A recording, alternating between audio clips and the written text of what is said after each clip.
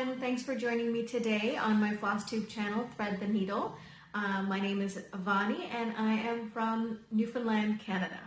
It has been a busy 2 weeks as per normal since my last Flosstube video, and I have quite a bit to show you. Well, maybe not quite a bit, but some interesting things to show you on what I worked on this past 2 weeks. Like I said, it was busy with normal life stuff, getting ready for Christmas. We put some Christmas decorations up, not all of them, but some. So we still have a little bit of decorating to do. Decorating for Christmas always makes me happy. It's just so bright and colorful, and everyone is always in a joyous, good mood. And I think everyone needs to be in a good mood now more than ever with everything that's going on. But enough about that. And what else? Well, good news. My son got his driver's license, so that's another milestone for him and for us, I guess, as parents. It's always nice when you see your children achieve something that they've been working towards, so that's great. What else have I been doing? Mostly it's just a little bit of this, a little bit of that, getting ready for Christmas, hoping to be able to spend some time with the kids over the holidays. I started a tiny bit of Christmas baking, not too much. I did a little bit of knitting, but mostly I did cross stitching because whenever I have a free moment, you know what I like to do, cross stitch. And yes, I have been keeping up on my Christmas movies, the Hallmark Christmas movies. That is always a highlight because they're just so, the happily ever after ending is just a good, feel-good movies to watch, which I always enjoy. But that's what I've been doing for the past 2 weeks, and so now I can show you. So let's begin. If those of you who saw my previous episode, you know that I wanted to challenge myself and see how long or how fast a stitcher I was. Now, primarily I am obviously a full coverage cross stitcher. I am a cross-country stitcher, and I have tried many methods in the past just to see if there was something that I was missing. Because you hear everybody talking about this way of stitching or that way of stitching, that this way is better, that way is better. So I've tried many types of stitching methods over the years. And so I thought I would challenge myself this time to see if any particular method made me a faster stitcher. And so I decided to pick a project to use for this personal challenge of mine to see if I was a faster stitcher in one method versus the other. The two methods I was going to use was, since diagonal stitching has become a bit of a passion of mine over the last few weeks, not even months, it hasn't been very long, I decided that would be my primary method that I would use for this. However, I was going to add diagonal cross stitching with parking or with cross country between the diagonal columns. So basically, diagonal parking means that your project is, you're stitching in the diagonal in 10 stitch or 20 wide stitches. And then you stitch in one block and then you park it in the next block, and so on and so forth. So I took a series of pictures throughout this whole experience over the past 2 weeks. I decided to do 1,000 stitches in each method, or just over 1,000. And I decided to time myself to see how long it would take me to reach 1,000 or just over in each method. I started with, well, first I should say, I used my SK Life is an Open Book London, and let me see if I can pull up a picture of it. Here she is. Do my best to avoid the glare. Oh, you can see my Christmas tree. Here is Life is an Open Book, London. So I had already begun this project, but I felt it was the best one to use for this challenge because it had two side-by-side diagonal columns that had equal amounts of cross-country from a previous time of stitching in it to go by. So, right. So I will be inserting some pictures here to show you the journey that I had with, I began with diagonal parking. So I started in the beginning of the column, the diagonal column, stitched all the stitches, the parked in the next one, and took a picture, so on and so forth, until I made it all the way down to 1,000 stitches. I managed to get, after consulting my trusty notebook, I got 1,018 stitches. So here's how that looked, all stitched up.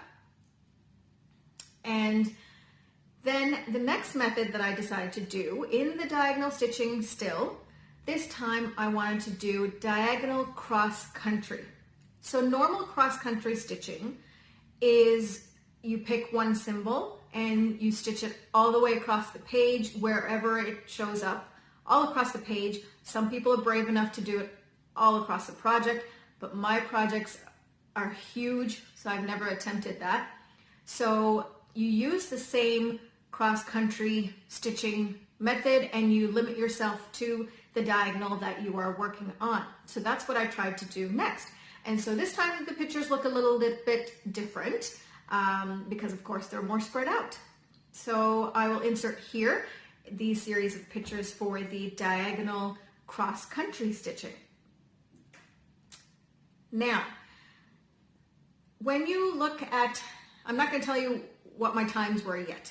So when you look at the pictures, it's kind of fun to see the diagonal parking pictures because everything looks so neat, and then all of a sudden you've got blocks of 100 stitches done till the end, and then the diagonal cross country is a little bit more spread out.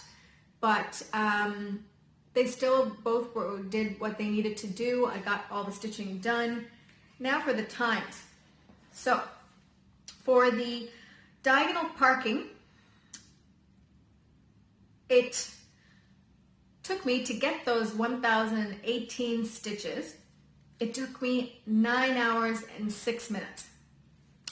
For the diagonal cross country, it took me 6 hours and 1 minute.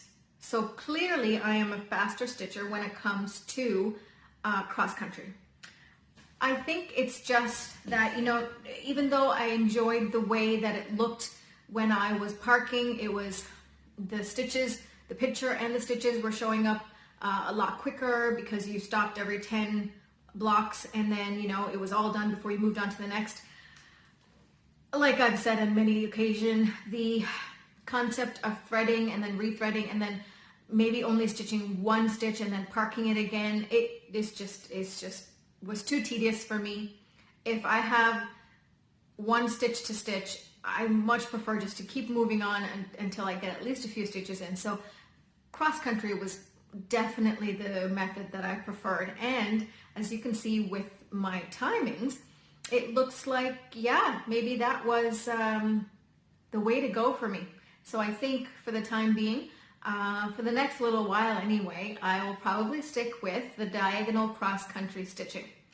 So just to show you again in live, not in a picture, but so you can see it, here's how much I got done. So you can see I still left the threads here, so you can see this was the column that I did in parking, and then this way.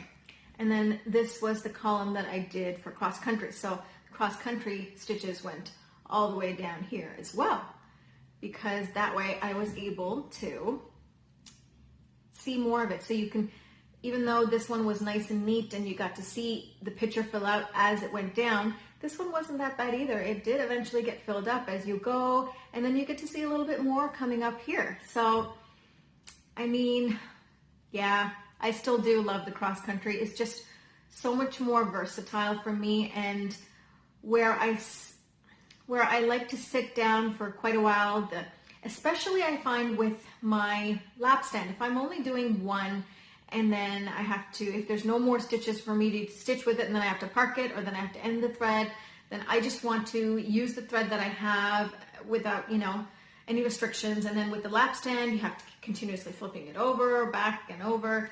It gets a little tedious with the parking, but with the cross country, you get to at least get to the end of the thread before you have to finish it off, which is a bit more satisfying, I find. So yeah, experiment done, lesson learned. I'm a faster stitcher using cross-country stitching method. And really, who are we kidding? I don't think this was a big surprise. I kind of knew it, but I thought it would be fun just to try it anyway. And so yeah, so this is my SK Life is an Open Book London, stitched on 22 count. And we're getting quite good. I think, I know I started here without filling in this area here because for the purpose of the challenge, I wanted to have 2 columns that were equally filled in or not filled in. So I started fresh here. So I'll just, when I pick this one back up, I'll just go back and start filling in whatever is missing here. I think just that area there, and there's a few stitches here that need to be filled in before I move on. But fun nonetheless. So that was great. So that took me quite a while. It's been a busy week, so I didn't get a lot of multiple projects done because I didn't use my rotation wheel because I wanted to get more done on this one. So I had to get 2,000 stitches done on this, 1 per stitching method. So with my wheel, I only really picked up 1 project and I didn't quite complete the 1,000 stitches, but I got quite a bit done. I think I got half of that amount done, so I'll do a little bit more on this one before I put it away and let the wheel pick another one for me. For those of you who don't know, if those of you joining me for the first time, when I talk about my wheel, it is my random project picking wheel.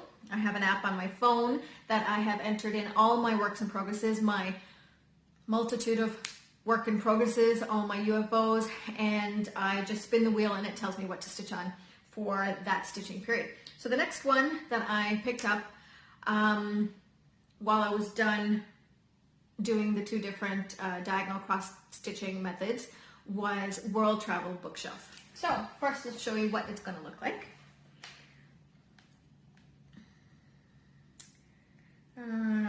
Here she is. Okay, so again, for those of you who don't know, this is the full project. I, of course, am only doing the top row. So I have the full chart, but I know my limits and I knew I'd never get all of it done at once. So I divided the chart into the 4 shelves and I'm doing the top one first, and I will frame it separately, each shelf separately. I don't know how many shelves I'll get done in a lifetime, but at least this way I have a sense of accomplishment, and maybe I'll get 1 shelf actually up on my wall, who knows. So here is how much, I guess I should show you how much I got done with her before I picked her up. So here is how much I had done on World Travel Bookshelf before I picked it up this round, and here is how much I have done now. So I filled in quite a bit of the sky up here with the stars and the purples and the blacks. So that was very nice. And looking forward to moving down more. There's nice blocks of colors here, so looking forward to that.